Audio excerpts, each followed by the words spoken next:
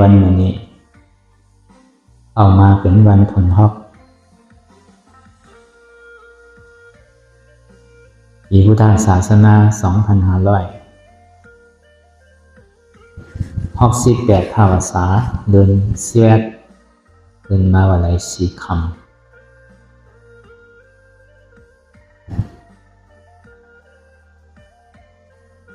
ปีจุฬาศักราช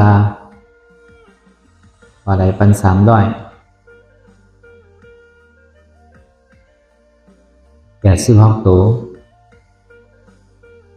ปีกาบสีปีขี้2024วันที่6 เดือน 9ในตอนพยายาม8 โมงต่อถึง10 โมงนี่ก็เราก็ได้มาแสดงในการภาคปฏิบัติภาษาเขิน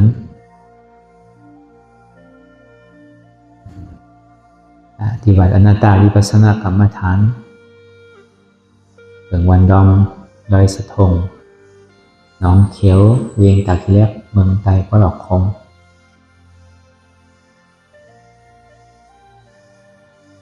รายการหนังอนัตตาวิปัสสนากรรมฐานนี่ก็อันต่างสุดนี่ก็เราหนังขากายกุดขาขวาทับต่างขาซ้ายก่อนได้อันขาซ้ายทับต่างขาขวาก่อนได้มือ2 ขอนต่างตัดประโยคนี้ก็ไปตัวเฮาสื่ออย่าไปเข่งป่อนตีอย่าไปหย่อนยานป่อนตีเพราะว่ามาเฮาเข่งป่อนตีงานนี้มันสั่งให้ถึงเฮากันชั้นพอเฮาหย่อนยานป่อนตีมันสั่งให้ถึงเฮารับเหงาหอนอนประโยคนี้ก็คือเฮารับหูเนิกเปิดหูยานปัญญาพิจารณาตัวตี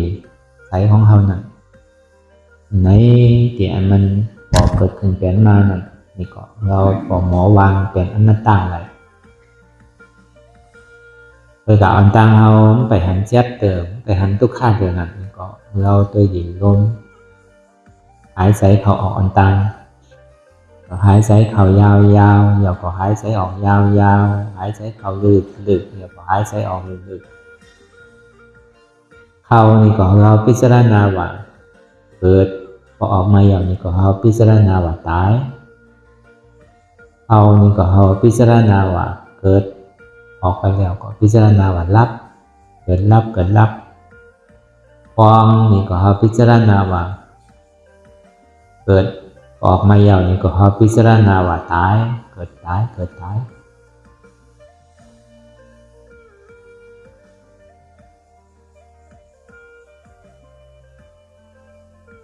ถามแต่ว่าเราโดยลองเคยใช้ต่อทั้งปอสุดใส่เรามีปัญญาพิจารณาเป็นใจโดยดีตั้งแต่โหถึงตีนถึงโหนั่นมันมีสร้างพองอันที่ว่าเป็นของเฮาอันที่ว่าเฮาบังคับผู้เปิงที่สังมันใดนั้นมันมีสร้างพองป่อนปีป่อนเดือนป่อนวันมาต่อถึงหมดแล้วนี่อายุอาสาของเฮานี่ก็น้ำมาแก่มาน้ำแก่มาเนี่ยมันที่หนุ่มมาผู้ใส่อ้วนน้ำมาก็เท่ามาหนึ่งมีหัวก็ออกมีหมากตาก็โม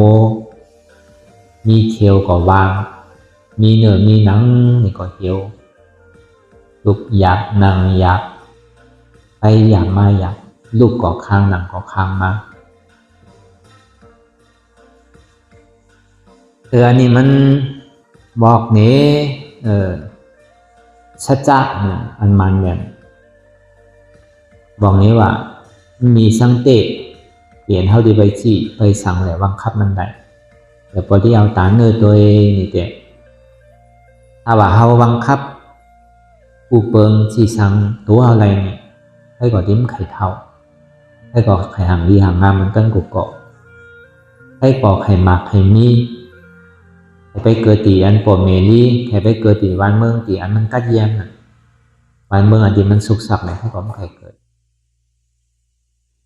ให้ผมไข่เท่าให้ผมไข่แป้นไข่ตาย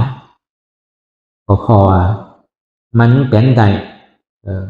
พอเกิดเดี๋ยวก็หัวมันที่เท่า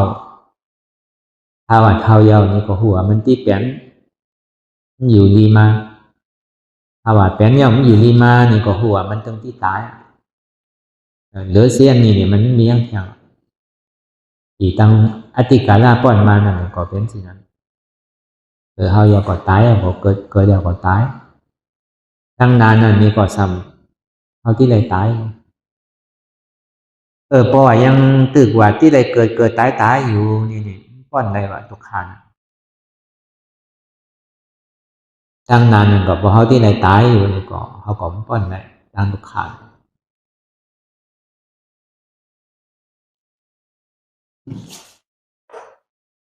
ก็เบอว่าเฮาđượcเกิดได้với cả tàn hao tí lược bén đi lược lại miêuเฮาว่าให้มาเกิดเป็นสิ่งนั้นสิ่งนี้มันเลือกได้เฮามาเกิดนี่ก็เพราะว่าเฮามีลักษณะ32มันแต้มแล้วเนี่ยปองว่ากามเฮาเรียอันหมักอันมีอันดีอันเป็นนั่นเฮาหลงมาเฮ็ดมาหาเฮาก้อยพอมันไหนได้หัวยังดีตาเฮายังดีแหละลักษณะ32นี่มันยังแต้มอยู่นี่ปองว่าอันนี้กามเฮาลีกุศลเฮาลีแล้วก็ông đượcเกิดlại ông đượcเกิดlạiนี่ก็ตานเฮาที่เลือกแป้นนี่เลือกlạiมาเลี้ยวเนี่ยตั้งหลังก้อนมาเลยมันเกิดมามันสั่งให้ถือหรอกตำนี้เอาสั่งที่ไรเลือกแป้นน่ะมันใจว่าที่ไปเมไปว่ากามที่ติ๊กใส่กามห้อมดีดูกามหายดูกามบนดีดูเนี่ยที่ไปเนกามว่ากามของมันไหนก็เหลือในจากนี่การเฮาก่อเฮายิ้มว่ามันดีแล้วเฮาก็สำอยู่เบากินวางเฮ็ดสร้างแทงผมก็ใจอันเก่าอันใหม่ผมหานำเนี่ยผมหามันแข็งที่ห้าเหลือนี่ทางปากปุ่นเฮียงปุ่นว่ะ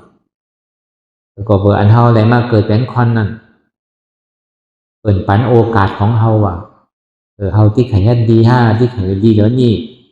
ทางหลายปากหลายเฮียงหลายหมื่นปุ่นนี่ก็เขาหลอกคัดใจเหมือนเดียวนี่ว่ะมันใจว่าที่ไปมองกามแบบเหมือนไอ้กามก็ดีมามันดีกว่าเหมือนเดียวมันยังตึกกามหายอยู่กามไปดีเถอะอันนี้บอกว่าที่ไปเนกามที่ไปเสกกาม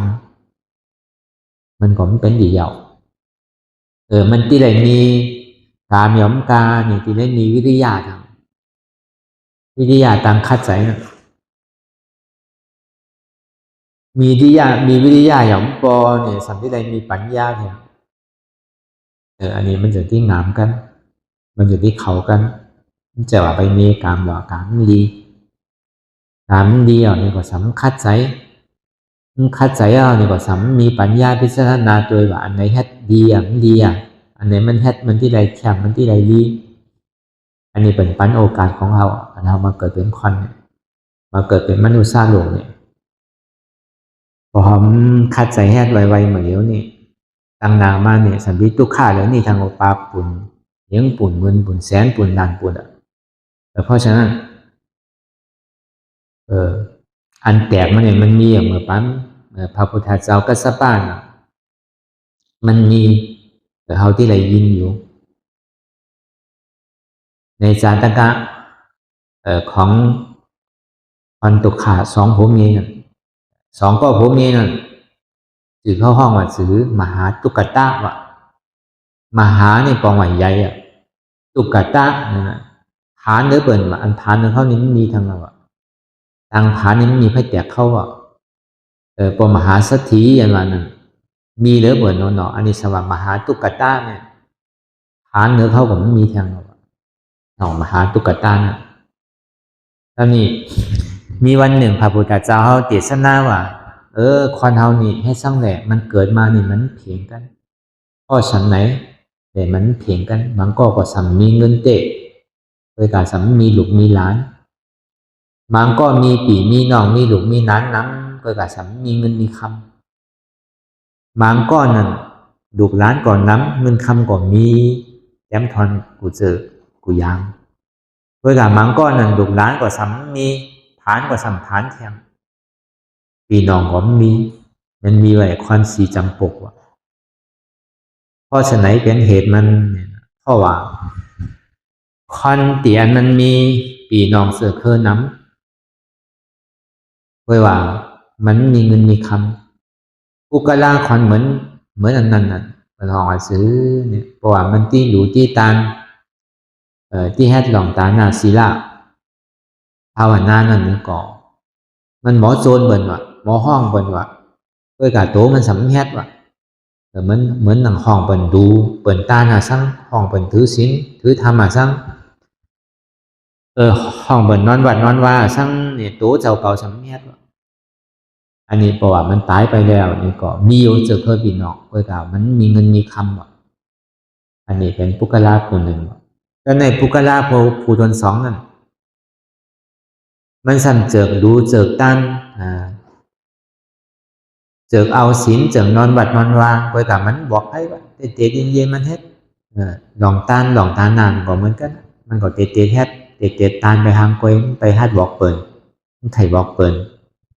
ไปทางกวยกว่ายาวพอเป็นสิ่งนั้นนี่แหละเพราะว่ามันเกิดมายาวเนี่ยมีอยู่เงินคำโพของเงินคำเต็มทนว่ะเพื่อกาปีน้องมีว่ะเสือเคิมมีว่ะลูกหลานมีว่ะก็เปิ่นนั่นอ่ะเปิ่นจะที่ว่าเขาเห็นพวนโหทนนะเปิ่นไข่ดูไข่ตั้นคือก็เอาเจตนาเปิ่นว่าพอเขาเป็นเจ้าตานางเงามันยาวมันก็ดูตานันไหนเสียมว่าเอาเปิ่นมีว่าอะไรป้องแตนมันก็มีเกมมันก็มีน้ำอันนี้พอเขาหมอจักหมอโซนปีน้องเขาอันนั้นเนี่ยเปิ่นที่ตาหนำตาห้าเปิ่นที่เอาว่าเปิ่นที่มาจากจำพร้อมจ้างห้าอันนี้มันเป็นตาเปิ่นตาเขาที่เขาเราบอกอันนี้มันตอดทางพิษว่ะเพราะว่าเขาบอกเขากล่าวเปิ่นพอเป็นสิ่งนั้นเขามีอยู่อ่ะเงินคำมีอยู่อ่ะห่างพังอันห่างลีก็เพื่อการดูเขาก็ซ้ำมีปีน้องก็ซ้ำมีน่ะพอเป็นสิ่งนั้นไพ่ที่มาแทนขักขุนอะไรอ่ะมีลูกมีล่างก่อนมีปีมีน้องก่อนคนเรามันมีเงินคำมันมีปีน้องมีลูกหลานนี่ก็มันทุลาสั่งโลอันนี้เขาก็หันมาน้ำมีเป็นขุนหวานขุนเมืองก็ยาวเป็นมหาเศรษฐีก็ยาวเวลาสัมมีลูกแดนนี่ก็มันก็ทุลาสั่งตายมาก่อนมันก็สัมต้องเป็นของแผ่นดินเมืองเลยนะก็ต้องเป็นของขุนเมืองเลยอันนี้สองว่ะก็มีสามมาเนี่ยอุกราผู้ทนสามนั่นเงินคำก่อนมีอีน้องก่อนมีลูกหลานก่อนมีอันไหนเป็นเหตุก็เพราะว่ามันหมอจักหมอโจนเปิ่นตัวเจ้าเก่าก่อเฮ็ดตัวเจ้าเก่าก่อตานตัวเจ้าเก่าก่อเอาศีลตัวเจ้าเก่านั้นนี่ก่อมาหนังภาวนาสมาธิวิปัสสนาภาวนาอันนี้ปองว่ามันเต็มทนว่ะอันนี้ปุกลาผู้ทนสามเนี่ยอันนี้ปุกลาผู้ทนสีนั่นโจนก่อสำหมอโจนเปิ่นแฮดก่อถึงหมอแฮดว่ะพอเบิ่นแฮดก่อสัมไปนี่ไปว่าเบิ่นทางสินะพอเป็นสิ่งนั้นเนี่ยพอเกิดมาเนี่ยตุกขานะดุกก่อนมีร้านก่อนมีกินวันไหนกูกินวันไหนก็กุมวันนั้นหาวันไหนก็กุมวันนั้นผมหาก่อพอพุทธเจ้าเฮาเทศนาธรรมนี้ก็ไปแล้วนี่ก็จะได้มีผู้อ่อนหัวก้อนหนึ่งก็เพราะว่าเฮานี่มาตุกขามันเหมือนสายนี่ย้อนเปิดอันนี้เขาหมอจักหมอโจนเปิดกันนี่เพราะว่ามันคุกใจระยาวนี่ก็จะได้นิมนต์พระพุทธเจ้าสปะขอนิมนต์ต่างเจ้าเพราะว่าวันหมดผูกมานี่ขาเขาที่ปางสังฆาตาแสนหนึ่งมีพระพุทธเจ้าเป็นเงาเป็นเก่าเลยมาขับเขานำพอชนะอาหารกันนี่ว่าเป็นสิ่งนั้นเนี่ยก็มันก็ไปสอไปบอกเปิ่นไปป่าเปิ่นตัวเจ้าเก่าก่อตั้งนั่นคือเลยเปิ่นพอที่ได้รู้เลยตั้งชอบเนี่ยเด่นไพ่ก่อว่ะบากคนนี้บากคนพันบากคนตุกตาก่อมันก็บอกไว้เฉยๆตอนนี้มันเสร็จที่มาหาตุกตาก่อนมันก็มากินจังพาเพื่อนเปิดห้ากินจังเหตุการณ์น่าสนกินวันไหนก็กลุ่มวันนั้นไปนั่นมันก็ส่วนที่สอชนมหาตุกตานั่นมหาตุกตา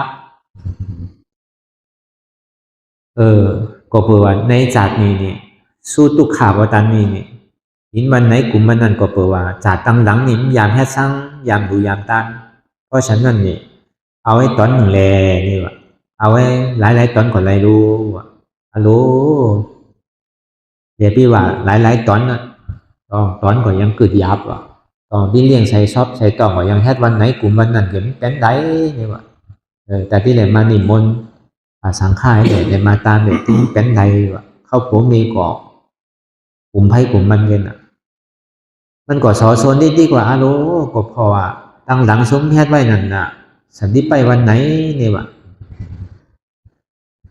น้ำก็เกี่ยวกับเขาต้านในรู้เนี่ยมันก็โซนที่เตียมันก็ตัดสินใจว่าเอาก็เอาอะไรมันก็สังคุกใจเลยว่าก็เพราะว่าเขาเกิดมาจากนี่ในเมืองนี่อันที่ว่าที่ผ่านคือเขาเนี่ยไม่มีไพ่หรอกเขานี่ผ่านหรือบนเสียงแต่พอเป็นสิ่งนั้นเนี่ยก็มันก็พอเป็นสิ่งนั้นก็ใช้ไม้จืดเสียงเป็นคาก่อนเนินอะไรอย่างนี้พอเป็นสิ่งนั้นมันก็บอกมาเพื่อนอ่ะแต่ที่มาบอกมีมันว่าในวันนี้เนี่ยสู้เนี่ยเขาเลยวันหมกฝูกมาเนี่ยเขาที่ไรการเขานำพอชนะอาหารผ่าสังฆาตอนหนึ่งก็แปลว่าเขาเกิดมาจากนี้เขาผ่านก็เปิดเขาในรู้ในต้านไว้มีมันก็สมองมุมโจมแบบมีตังใจนำใจกำช่างว่าใจโผใจมีก็เหมือนกันนั่นก็สมองมุมโจมจอมโผมันดีอ่ะเจ้าโผพอเป็นสิ่งนั้นวันมันนี่เอาเราไปคัดใจเหตุการณ์นี่ว่าตาเขาที่เลี้ยงหมูผูกนั่นคือเขาพอที่ไหนเลี้ยงตามกำลังของเขานั่นเขาที่คัดใจนี่ว่าก็มีก็ไปเหตุการณ์ก็โผก็ไปเหตุการณ์นั่นไปเหตุการณ์ปันสัถีเขานั่นเพื่อกับมือกูกรอกเนี่ยมันแฮดตามรางวัลกันหนูเพื่อกับกรอกนี่นิ่งใจว่ะตั้งใจตั้งคอไปก็ไปเจ้าเหตุการณ์ก็เฮ็ดไว้ว่ะการที่ยาวปุ่นหนึ่งก็ยาวสองปุ่นว่ะเข้าตอกใจครับนี่รู้วันเหมือนนี้เป็นมาไก่เลยว่ะกามันเด็ดอะไรเหมือนเขาไงเพื่อกับการตั้งเฮ็ดมันก็ปัวมันหัวมุมโจมตาที่ใดต้านมันมาฝูกเขาก็ตั้งใจตั้งคอก่อนเป็นโผไปพาพื้นพารู้เขาว่าวันเดียววันหนึ่งนี่พายอย่างหนึ่งว่าเพื่อกับวันเนี่ยพายอย่างสองว่าสิ่งนี้กันเข้าหันมันไก่นะเนี่ยเข้าถามมันมือให้สร้างเป็ดไก่วันมึงนี่วันแบบผูกมาเนี่ยพาเขาที่ไรทานเขานำโภชนาอาหารดีผาสั่งข้าวเขาเพราะฉะนั้นแหละข้าวเขาก็ไม่แฮดหวาแฮดแหงปุ่นตาที่เอาเงินไปสืบข้าวปลาอาหารที่ไหนตานเขานำโภชนาอาหารเข้าก็สัมโจมจอมว่าอันดีเป็นสักทีเขาก็สัมปันหรือใบแถมอันไหนมันขาดเขาก็ปันใบแถมตานที่ปันบาทหนึ่งก็ปันสองบาทนั่นแหละเป็นสิ่งนั้นก็เข้าก็โจมจอมนั่นเนี่ยกันนี่ก็เป็นเมียก็เป็นสิ่งนั้นว่ะผู้ปองในแฮ่เรียนนั่นน่ะเนาะคันกินทางวันเนาะแฮ่เตะนั่นน่ะอันนี้มันใจว่ะแฮ่ก็แฮ่เตะพัดเขาก็เจียวเยาว่ะใจช่างก็เจียวเยาว่ะปัดโทปัดเพียวก็เจียวเยานาว่ะเขาก็หันว่ายังวันนี้เปลี่ยนมาเจ้าอย่างการสัมเพชเยาไว้นะมันเป็นช่างเนี่ยเมเลียงเข้าไปถามมันก็ไข่นี้นั่นน่ะที่ไหนหาเงินไปตาที่ไปตานขนมโภชนาอาหารมันหมดถูกเข้ากับโจมจอมเข้ากับสำรู้ผันมาทางเป็นข่าวว่าเป็นน้ำมันแต่เป็นน้ำปกปองบนใจน้ำมันโทปากเนี่ยบนใจน้ำมันเข้าใจมาเยอะเข้ากับปันมาจอไม่แหละอันไหนจังปันของเขาปันมันเข้ากับโจมไม่แหละมาห่างกันไว้แต่ที่ตานขนมโภชนาอาหารนั่นก็นี่ก็เป็นโผนี่สัมไปหาซื้อปลาไปหาซื้อปลาตาที่กูบอกในพี่ว่าปลาเขาที่กินกับพวกไข่ยามันอ่ะที่ไรกินเขาดีๆกว่าไม่ไรกินอ่ะอันนี้ก็มีเงินอีกอ่อนหนึ่งก็ไปหาซื้อปลาที่ไรมากับเขานำโภชนาอาหารตีผ่าสังฆาเขาเจ้าตอนหนึ่งพอเป็นสีนี้ก็มันไปหาตีอันเปิดเอาปลานั่นตีทำงานกันไปถามซื้อกันนี้วันหนึ่งเปิดสามารถซื้อน้ำนาวะก่อนไหนก็เป็นมาซื้อน้ำง่ายๆเราหนอกภาษาข้ามีเป็นแสนเนี่ยพอเป็นแสนเนี่ยในตัดที่เรียกเขาเนี่ยพอใครเรียกน้ำจิ้มไข่ไรกันอ่ะเพราะว่าเป็นแสนเนี่ยมันใจของเก๋ๆดู เปิดก็อ้อนกันไปซื้อมึงจ่อยเข้าแรกก็ที่ปั้นมึงแกนี่ว่าเงินเดี๋ยวเอาไว้ก่อนเนี่ยพอมึงจ่อยก็ขายยาวกว่าเขาที่ปั้นมึงนี่ว่ามันก็ตังใจตังคอยเลยจ่อยป้านี่ขายเชียงว่าไม่มีอ่ะป้านี่ป้าก็ยาวรู้นี่ว่าที่ขายบอกขายแล้วมันขายออกที่ไปอ่ะนี่ว่ากินข้าวข้าวยางบอกมันที่ถึงอ่ะแต่ที่เฮ็ดเขานำโภชนาอาหารนั่นเนี่ยมันสมอไปมอกใส่ไว้ดีใช่ว่ะเดี๋ยวมีหมอกฮาโต้เนี่ยมันก็ไปเอาออกมาเอานี่ไปมันก็โจมไปเลยบอกมากแบบนี้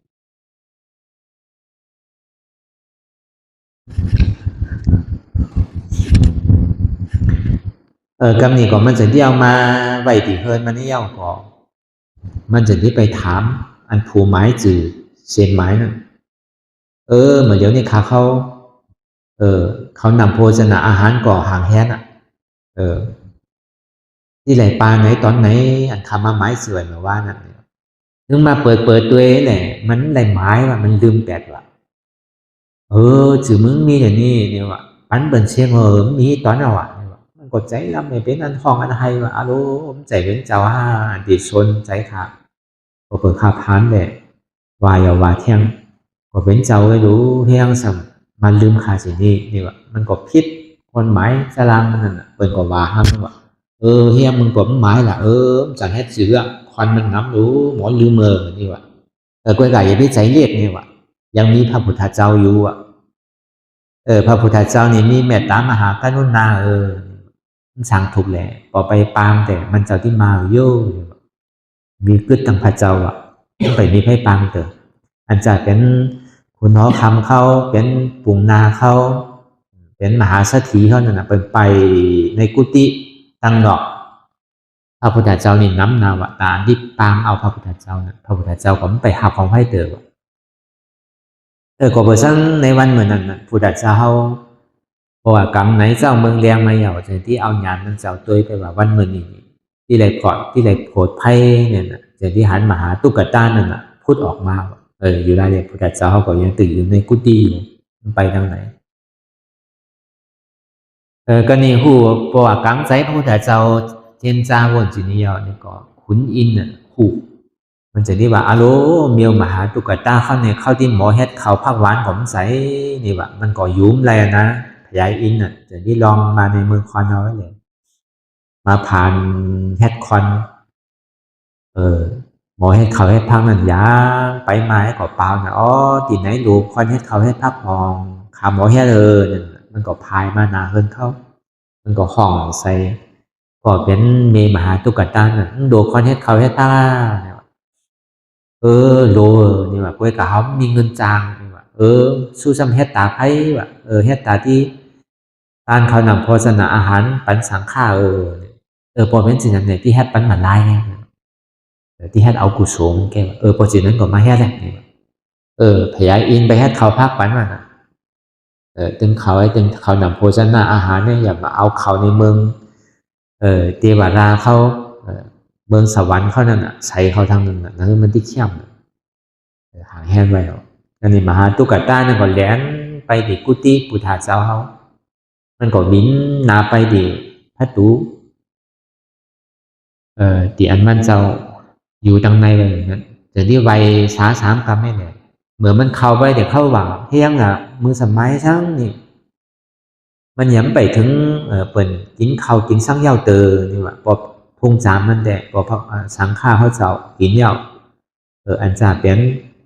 พอออกไม่ออกศรัทธาเขากินถึงที่มันเหลือมาก่อนเขาจะได้ปั้นคอนตุกตาคอนหานกินอันนี้มันสัมมาออนตั้งเปิ่นนี่เปิ่นย้ำไปกินเย้าเตอรู้มุสลิมมาย้อนซ้ำเปิ่นจำปั้นเตอมันใจหามานิมนต์พระพุทธเจ้าไปที่เฮิรนคาขาที่มาปางพระพุทธเจ้าอยู่ตั้งในอยู่มันก็จะนิไว้3 กรรมให้เราก็อธิษฐานว่าขอนิมนต์พระพุทธเจ้าเลยมาหับอันที่ขามาเลยผิดปางในวันนี้พระพุทธเจ้าเขาก็คู่ออกมาว่าพอออกมาเยานี่อันบาดมันเจ้านั่นเพราะว่ามันเจ้าห้องไพ่ในไพ่มันจังเอาบาดนั่นมันจะได้บินนาไปที่มหาตุกตานั่นแล้วก็ของมหาตุกตานั่นม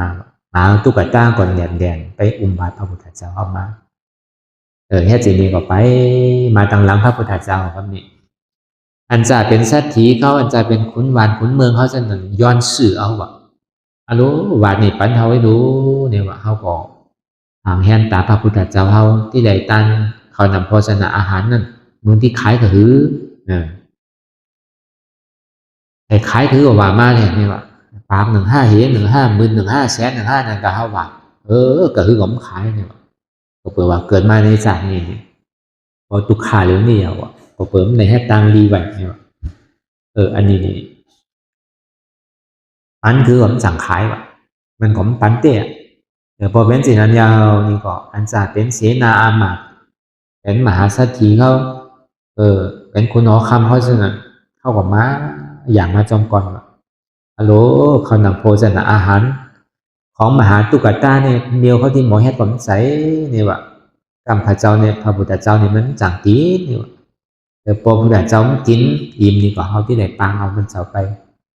ที่หอเขาที่เฮินเขาเนี่ยว่เขาเจนจาอย่างนั้นว่กำนี่นังหื้อแหลกนังหื้อแหลกควันตังบ่ตังเสียงนั่นที่ใดคู่นั่นขุนอินพญาอินนั่นพอถึงดีพระพุทธเจ้าเขาเข้าไปในเฮินเข้าก่อนเฮินเข้าก่อนมันเต็มหนาวอ่ะแต่พอที่เข้าก็เหมือนนังหูหมูนั่นน่ะแหละที่ได้บ่วนเข้ากันโดยกับพญาอินเนี่ยก็มันก็พานแค่ได้เลยคือพระพุทธเจ้าเข้าไปง่ายๆเยาก็จะได้เปิดผาอันที่มันได้แค่ด้วยอาหารละโภชนาอาหารเยาก็สำเอาอาหารในเมืองสวรรค์เขาใส่ไปซ้อมเพราะว่าเปิดผามันเนี่ยอันหอมมันเนี่ยพอโตไปในเมืองเสียงๆว่าตั้งหอมมันเนี่ยยำหันหนังยำได้ยินที่ปอกยำได้ลงที่ปอกว่ามันที่เปี้ยนี่ว่าเขานำโภชนาอาหารวันนี้ของตุ๊กตานี่มันธรรมดาหนึ่งอ่ะเดี๋ยวนี้เข้าจากที่อายนี่แหละบอกไปทางไพ่ทางมันว่ะก็นี่พุทธเจ้าก็เลยหินในชั้นเนี่ยพอชั้นเนี่ยก็อนุโมทนาคือเข้าก็พัฒนาว่าจากนี้นี่ทุกขาลำบากขันใจทุกขาอย่างนี้ก็ไม่มีอันไหนแท้งอ่ะคือขาเข้านั่นเลยปอนตุกขาเลยถึงสุขขาที่กัดเย็นว่าที่ถึงที่สุดท้ายกำเนิดสุดมานี่ก็ธรรมะตราที่อันเจ้าเข้าไรเนี่ยก็คือขาเข้าไรที่กำหาสิ่งนี้ว่าอันนี้พอพุทธเจ้าเขาออกมาเอานี่ก็มหาตุกตานี่ก็จอมหลังมาก็ไปส่งอันนี้พาหาเงินหาคำน่ะผลหาเงินหาคำเนี่ยตอกลองมาว่ะหันตันตากันได้วันนั้นพญาอินเขาเดี๋ยววุฒิเวลาเพราะนั้นเข้าจากที่เอาเป็นเงินเป็นคำเป็นแก้วเป็นเสียงนั่นน่ะตอกลงมาว่ะพอแถมไปเชียงว่าที่เพิ่นเขานั่นก็นี่ถึงมันปอกมาหันเอาโลยังเนี่ยเอาโลก็เปิดเขามีเสตนาชะทาตึงโผตึงเมเนี่ยหาเงินหาคำเนี่ยพอต้องลงมาเนี่ยอันนี้นี่เขาดีลาเลยเอาใจเดี๋ยวมันไหลเนี่ยว่ะไปไวช้าถึงคุณฮอกคำว่ะคุณฮอกคำก็คือเสนาอามาตย์เข้ามาตัวนั่นนะมีเตะห้าพอไปตัวแห่งมีเตะว่ะเสนาอามาตย์เขาสั่งมาเงินคำเนี่ยมันเป็นของคุณฮอกคำแกมันต้องในแผ่นที่เขาดูเนี่ยบอกเขาว่าสินั้นพอเอาไปทำเป็นก้อนหินเชงว่ะมันใจเงินใจคำว่ะเอามาซื้อผมใดว่ะอันนี้คนนอกคำเสร็จที่ว่าอันเป็นแก้วเป็นเสียงเป็นเงินเนี่ยเป็นของมหาตุกตาประวัตินี้ตัวโลเนี่ยประวัตินั้นทำเอามาอะไรวะพอเป็นสิ่งนั้นเนี่ยหาถอนเงินหาถอนคำน่ะหาถอนแก้วถอนเสียงเนี่ยมันเป็นของเขาผมเองอันนี้เขาเสร็จที่เอามาแต่ในเมืองมีไพ่ตานมีไพ่ตานอันนี้คุณนอกคำนั่นน่ะเสร็จนี้ยอกเอาเข้าเป็นสัตเทในเมืองนั้นอันเพิ่นเก่าสัตเทเก่าๆของนี้ก็เอาหยอกไปอันนี้เขาว่ากับป่าเรือลองมหาตุกตาเนี่ยก็เปิดให้มันเนี่ยมันไปกามนั่นแหละมันจะว่าไปเนกามว่าในจานเนี่ยเขาผ่านแล้วก็มีแค่สั่งผมก็เลยขอเลยย้อนเบิดนี่แหละแค่ไปที่การกู้โสก่อนกู้ใจไรแค่อาณาก่อนแค่ศีลาก่อนแค่สมาธิก่อนแค่วิปัสสนาก่อนแค่เนี่ยสัมไปเนกามแต่มันที่ตกซุ่มหลายๆนะมันที่เสียเวลาหลายๆนะแต่เพราะฉะนั้นเอามหาตุกตานั่นน่ะเป็นเหตุหักเป็นปื้นฐานถึงว่ามันฐานเซต้านี่ก็มันก็ยังมีรองตามคัดใส นังหือแหล่มันที่ไหลมาอันมันที่ไหลอยู่เลยตันต่อถึงมันบ่มียานปัญญาว่าคือเลยป่อนตุกขาเลยถึงสุขะถึงดีสุดท้ายมานี่ก็คือเลยตลาคือเลยทำมาตลาติอันพระพุทธเจ้าเขาได้อันดีเลยหันสัจจะธรรมนั่นคือขาเขาก็เลยหันเหมือนกันนี่สุดเป็นห้องมาตามวิริยะญาณนั่นก็แปลว่ามันปึงอิงเนื้อกามอันเดียวสามีลองตามวิริยะคัดใจนั่นแหละถามที่ดีเหลือนี่แทมก็แปลว่าเกิดมาในชาตินี้แต่ขั้นหน้าก็เหมือนเปิลห่างดีห่างงามเหมือนเปิล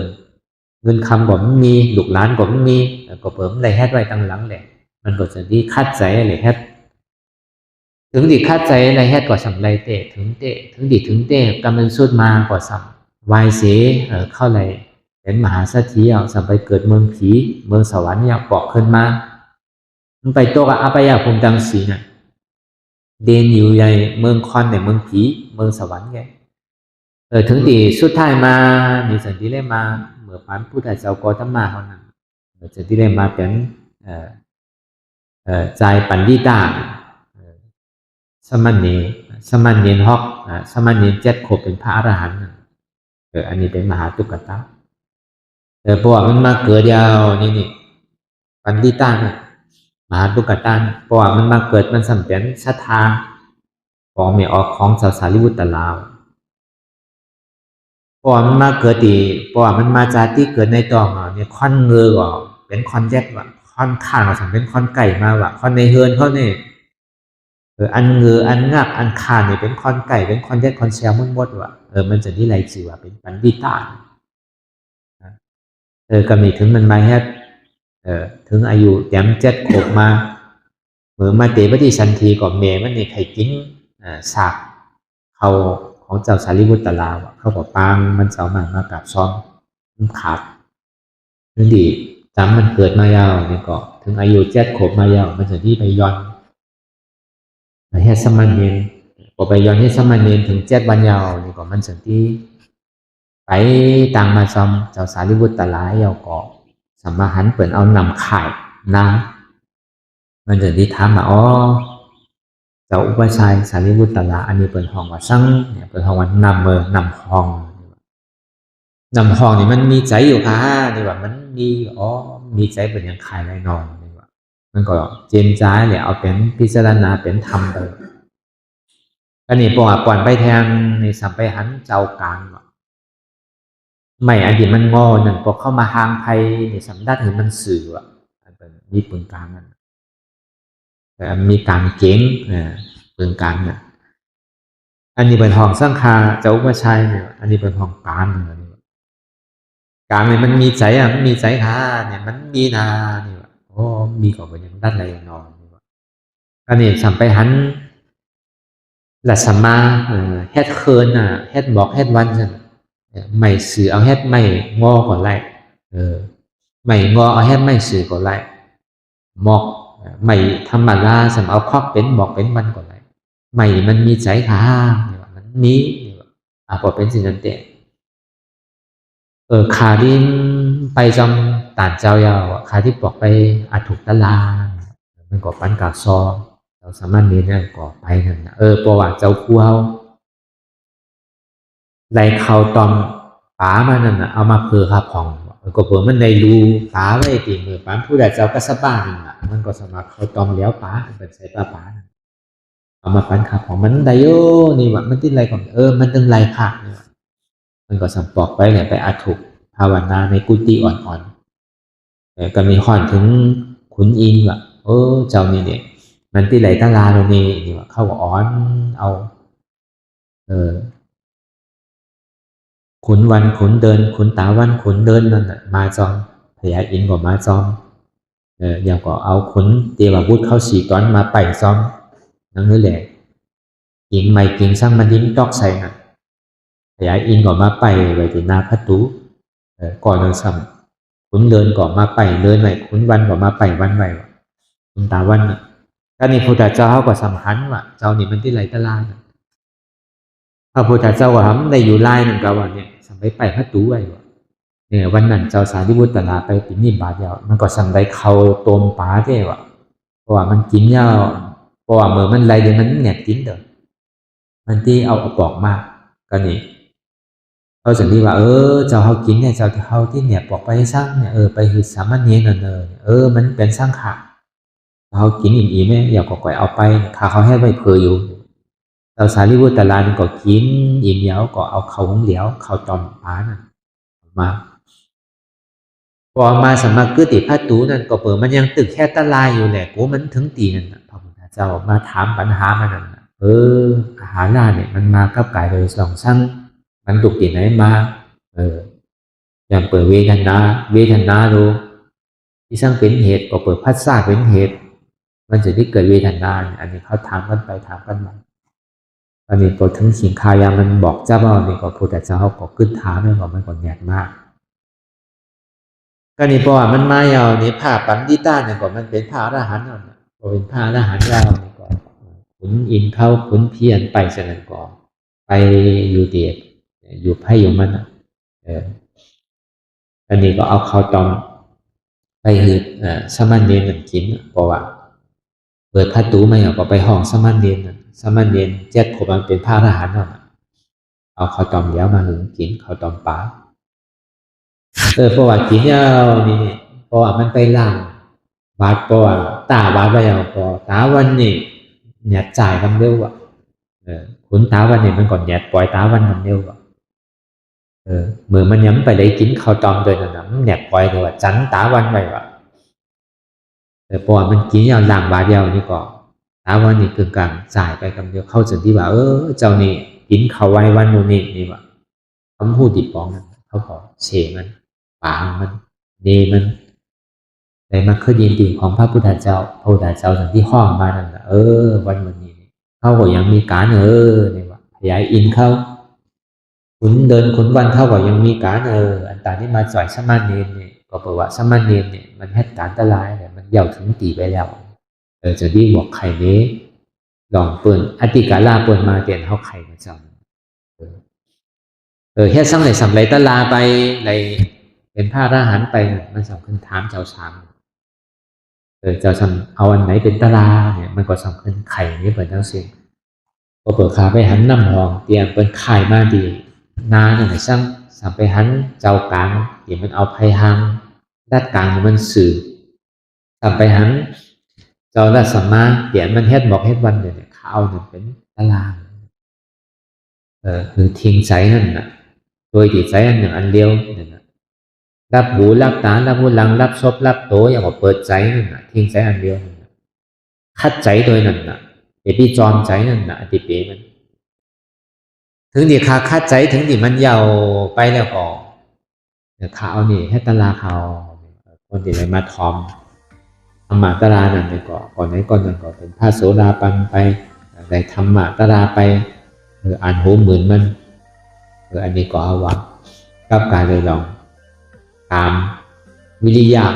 ญาณมันเขาก็อย่าไปเนกามันเดียวเหลือการเขาให้เอาเพราะสั่งนี่คือการรีพอเขาสัมเหตุการมันมีหลองตั้งคัดใจมันก็มันดีแหละหายเดี๋ยวนี้แทงคัดใจอยู่พอเขามีปัญญาพิจารณาตัวเองก็สังเย้าเหมือนมหาตุกตานะเพราะว่าเจ้าปันดิตาสมณีนะสมณีปันดิตานะแล้วก็เปิดมันหูโตเจ้าเก่านั่นว่าตามเก่านี่หายนั่นคือมันติ้มหายก็หลบคัดใจให้ถึงมันไรมันดีเดี๋ยวนี้